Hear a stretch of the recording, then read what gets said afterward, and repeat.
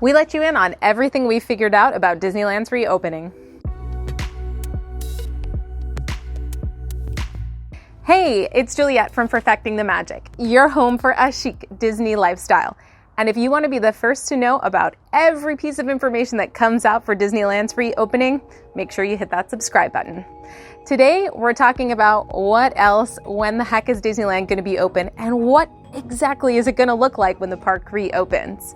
Well, you're looking at me and you're saying, Juliet, you're crazy. There's been no news at all when it comes to Disneyland's reopening. Oh, are you guys okay? Should I call the police? Not so. We've actually gotten a ton of information about what Disneyland's reopening is going to look like because of all of the stuff that's coming out about Walt Disney World. If we don't sell papes, nobody sells papes. So I have poured over absolutely every single piece of news, article, every detail of the reservation system. And today I'm going to let you in on the 4 things you need to know about what to expect for Disneyland's opening day and beyond. Number 1, reservation system. Reservations are going to be a requirement. So new world that we're living in, while anytime you're going to want to visit Disneyland, no longer are you going to need to have just an annual pass or a one-day ticket or multi-day ticket to get into that park. You're going to need a valid theme park reservation. So what we saw in Walt Disney World was an online reservation system. It opened up at 7 a.m. Eastern Standard Time, 4 a.m. our time. And as soon as that reservation system opened, thousands of Disney faithful descended on the reservation system to try to snatch up their reservations. So it's going to be a similar gauntlet for us Disneyland fans. Go, go, go! And now, just how many reservations are you going to be able to hold at any given time?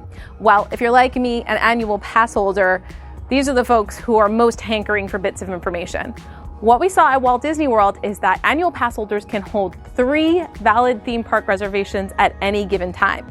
And the good news, they're not like fast passes. So if you use one of those reservations, as soon as that clock ticks down, as soon as the park closes that day, boom, you can book another reservation for the park. But there's actually going to be some strategy involved when it comes to how to spend these 3 reservations, right? Because let's imagine a world where you rush to that reservation website on opening day for the system and you get days 1, 2, and 3 for your reservations. Ooh, well, what does that mean for the availability for the next weekend or the next month or the next 2 months, right? There's going to be a lot to think about for how you strategize on where to space out your reservations. And if there are a couple days in advance where you know you're absolutely going to want to be in the park, this is worth considering right now. Number 2. This one I'm calling hotel guest pay for power, right? So everybody flooding that reservation system and you think to yourself, despair, I'm not going to be able to get into the park when I want to. Oh, well, turns out there is one way that it's going to be easier to get reservations. So what we saw at Walt Disney World is there is a separate pool of reservations that are just for those hotel guests. So if you're one of those individuals, this is where the paying for power comes in, who can agree to pony up $500, $600, sometimes $1,000 for a hotel at Disneyland. Well, you may anticipate an easier time securing one of those theme park reservations. Kind of makes sense if you think about it from Disney's perspective. They want to get these guests in who are coming for a week at any given time. So they're allowing them to break the reservation system. So you'll be able to secure a reservation for any single day that you are holding a hotel reservation. So that means guests who are coming for a week at a time can get up to 7 park reservations. So this will be one way to bypass the system that I think is very likely that we're going to see a similar model used here at Disneyland as well. Number 3, no park hopping. Oh man. Okay, so this is another one where it's super weird to think about folks who are used to the very casual experience that Disneyland provides. So Walt Disney World, there's a bit of a gauntlet, right? You've got to be prepared, you've got to have a layout, you got to have reservations, you got to know where you're going, you got to know where your fast passes are. The list goes on. I mean, how is that not annoying? Thank you.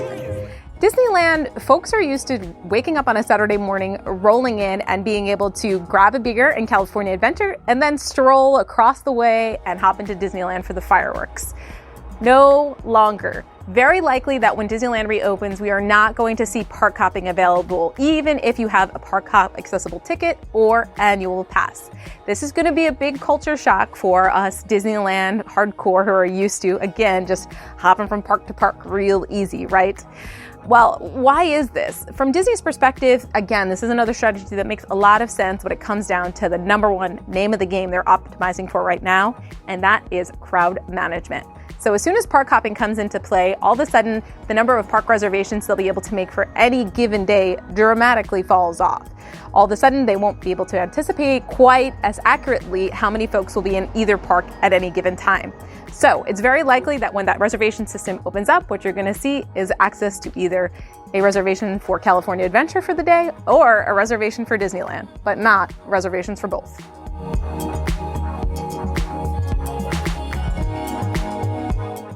Number 4, limited access to dining.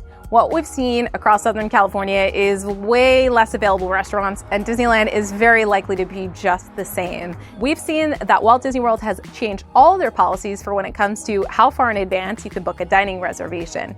We can likely see a similar system applied here at Disneyland, which means that if you're going to want to be snagging some of those delicious cheddar biscuits at Carthay Circle, you better make sure that just like the theme park reservation system, you are up on the dining reservation system as well, because it is very likely that with social distancing in play, there's going to be less tables available at all the restaurants and hence a lot less of those seated dining experiences. So those are the 4 things I figured out when it comes to Disneyland's reopening.